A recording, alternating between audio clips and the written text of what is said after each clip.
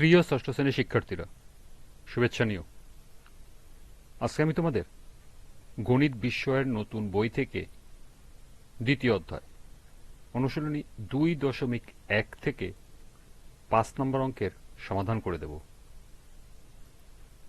প্রথমে তোমাদের বলবো, যারা আমার চ্যানেলটি সাবস্ক্রাইব করো নাই তারা আমার চ্যানেলটি সাবস্ক্রাইব করবে এবং আমার সাথে থাকবে। তাহলে চলো আমরা ক্লাস শুরু করি। গণিত অনুশীলনী 2.1 5 নম্বর অঙ্ক। নিচের সমতুল অনুপাতগুলোকে চিহ্নিত করো। অর্থাৎ এখানে অনেকগুলো অনুপাত দেওয়া আছে, যেমন 12:8, 6:18, 15:10, 3:2, 6:9, 2:3, 1:3, 2:6 এবং 12:8। এগুলোর মধ্য দিয়ে সমতুল অনুপাত কোনগুলো সেগুলো চিহ্নিত করতে হবে। তাহলে চলো এখন আমরা এর সমাধান দেখে নিই।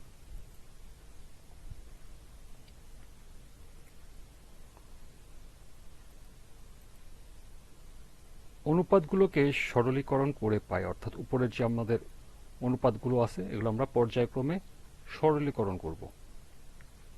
যেমন প্রথমটি আছে 12:8। এটি লক্ষ্য করো, 12:8। এটাকে সরলীকরণ করতে হলে আমাদের কি করতে হবে? অনুপাতটা উঠাই দিয়ে প্রথমে ভাগ করতে হবে। অর্থাৎ 12 অনুপাতের জায়গায় দেব ভাগ, নিচে দেব 18। এরপর আমরা কাটাকাটি করব। 6 দিয়ে গেলে 6 দুগুণে 12, 3 6 18, অর্থাৎ উপরে 2, নিচে 3। 2/3।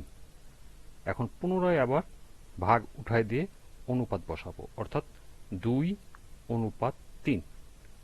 এটা সরলীকরণ হয়ে গেল।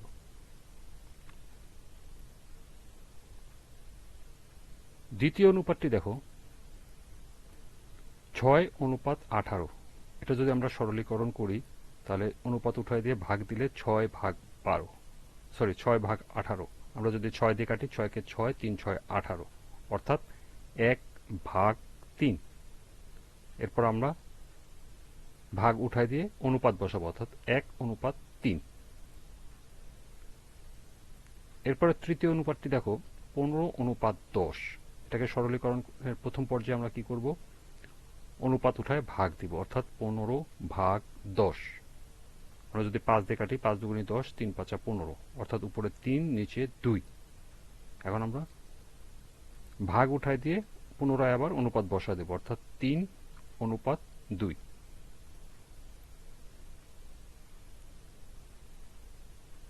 এরপরেরটি দেখো, 3:2। 3:2 এটাকে যদি আমরা অনুপাত উঠায় ভাগ দেই তাহলে আসবে 3/2। এটা যেহেতু কোনো কাটাকাটি যায় না, তাহলে এটাকে আমরা পুনরায় আবার অনুপাতে ট্রান্সফর্ম করব, অর্থাৎ 3:2। এরপরে দেখো 6:9। আমরা অনুপাত উঠা দিয়ে যদি ভাগ দিই তাহলে 6/9। 3 দিয়ে কাটলে 3 দুগুণে 6, 3 3 9, অর্থাৎ উপরে 2, নিচে 3। এরপর আমরা ভাগ উঠাই দিয়ে যদি আমরা অনুপাত বসাই তাহলে আসবে 2:3। এরপরে অনুপাতটি দেখো 2:3। 2:3কে আমরা যদি আমরা অনুপাত উঠাই দিয়ে ভাগ বসাই তাহলে হলো 2/3। যেহেতু কোনো কাটাকাটি চায় না, তাহলে এটাকে আমরা পুনরায় আবার অনুপাতে রিটার্ন করব, অর্থাৎ 2:3। এরপর আছে 1:3। 1:3ও একই অবস্থা। আমরা যদি ভাগ নিয়ে যাই তাহলে 1/3, কোনো কাটাকাটি যায় না। এটাকে আমরা পুনরায় আবার অনুপাতে রিটার্ন করব, অর্থাৎ 1:3। এরপর আছে 2:6। 2:6কে আমরা প্রথমে যদি ভাগে কনভার্ট করি তাহলে 2/6। 2 দিয়ে কাটলে 2 কে 2, 3 দুগুণে 6, অর্থাৎ উপরে 1, নিচে 3। এরপর আমরা যদি আবার অনুপাতে কনভার্ট করি তাহলে আসবে 1:3। সর্বশেষ আছে 12:8। 12:8কে যদি আমরা অনুপাত থেকে ভাগে কনভার্ট করি তাহলে আসবে 12/8। 4 দিয়ে যদি কাটি 4 দুগুণে 8, 3 4 12, অর্থাৎ উপরে 3 নিচে 2। এখন আবার এটাকে পুনরায় অনুপাতে কনভার্ট করলে 3:2। তাহলে আমাদের প্রশ্নে দেওয়া অনুপাতগুলো সরলীকরণ করা হয়ে গেল। এখন আমরা মিলাবো। যেমন 12:8, 18। 12:18 হলো 2:3। আবার দেখো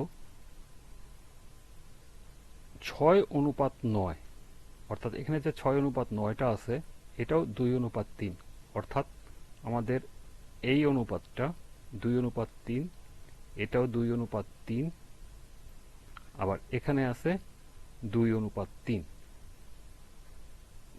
তার মানে এগুলো হলো সমতুল অনুপাত।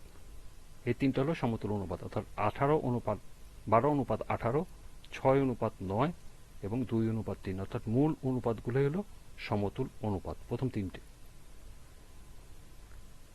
এরপরে লক্ষ্য করো 6:18 যে অনুপাত আছে তাতে আছে 1:3।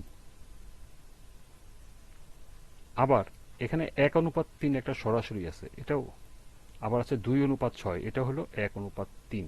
তার মানে এই তিনটি হলো সমতুল অনুপাত। সেটা আমি এখানে লিখছি 6:18, 1:3 ও 2:6 সমতুল অনুপাত। এরপরে অবশিষ্ট যে তিনটা আছে দেখো 15:10, এটা হলো 3:2। আবার আরেকটি আছে সরাসরি 3:2। আবার শেষের অঙ্কটি আছে 12:8, এটা হলো 3:2, অর্থাৎ এই তিনটি হলো সমতুল অনুপাত। সেটাই তোমাদের লিখতে হবে 15:10, 3:2 এবং 12:8 সমতুল অনুপাত। এই তিনটি হলো উত্তর। অর্থাৎ তোমাদেরকে সমতুল অনুপাত বাইর করতে হলে প্রথমে আমরা সরলীকরণ করে নেব। সরলীকরণ করার পর দেখব আমরা কোন কোন অনুপাতগুলো মিলে যায়। যেগুলো মিলে যাবে সেগুলো হবে সমতুল অনুপাত।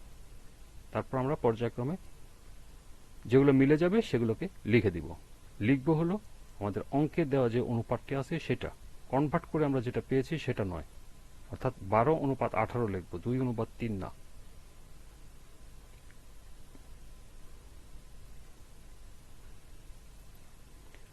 এই ছিল অনুশীলনী 2.1-এর 5 নম্বর অঙ্ক।